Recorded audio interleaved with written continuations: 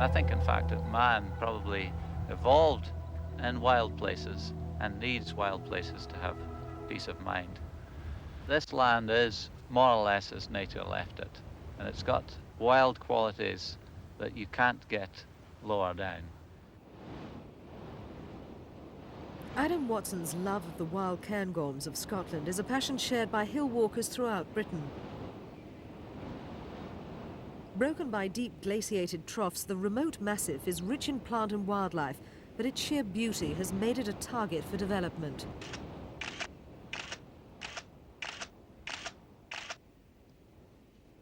Conservationists blame poor management of private estates for much of the environmental damage being done to this unique highland landscape. Tracks carved out for deer stalkers have irreparably scarred the landscape.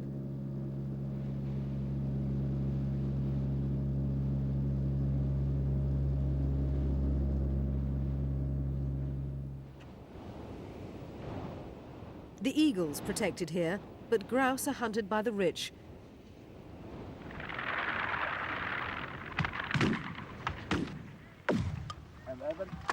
Grouse moors are the mainstay of the economy of many highland estates and provide valuable employment. First deed. Have you got that? 5. Traditionally, the estates have been well managed. Each year, the moors have to be carefully burned off. The patchwork of regenerated heather provides breeding and feeding areas for the grouse.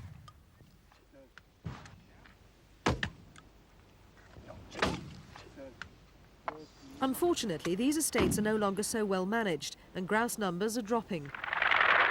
The wealthy shooters are still coming from all over the world, but the numbers of trained gamekeepers have been steadily and dramatically dropping.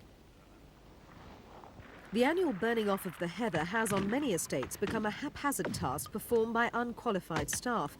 Fires often burn fiercely, destroying valuable nutrients. The result, soil impoverishment and erosion. As incomes drop, estate owners are forced to sell, often to forestry interests. Conservationists don't welcome commercial forests. Societies like the Cairngorms Club, which meets annually, have long been campaigning to protect the wild features of the Cairngorms.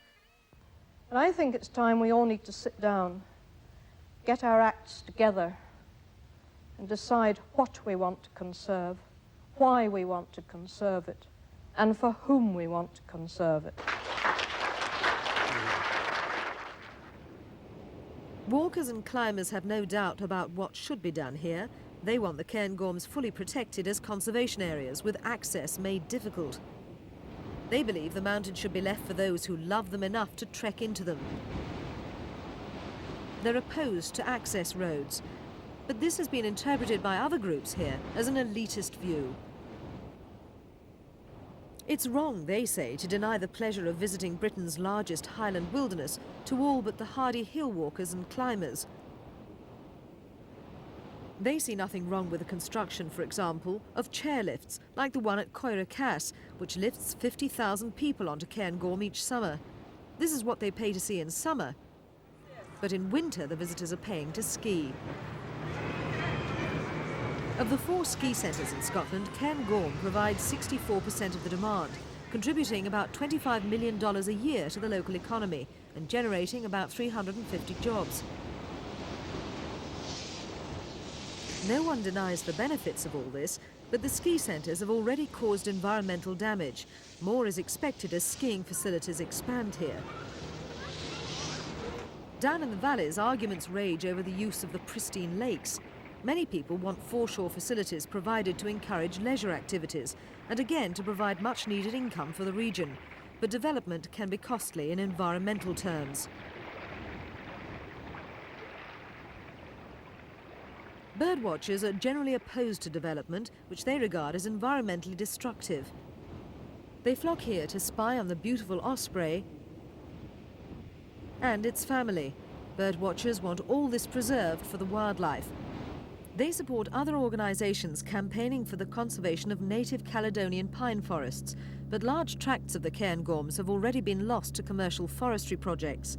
Hector Galbraith represents conservationists who believe a national park has to be created here.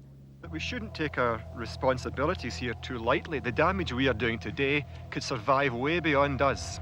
and it doesn't take too much disturbance to cause a fairly substantial amount of damage. This damage could be seen by our children and by our children's children.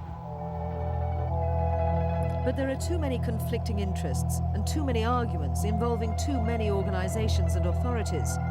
There's so much uncertainty, but one thing is clear: there's far too much to lose here. Decisive action must be taken soon to preserve the Cairngorms.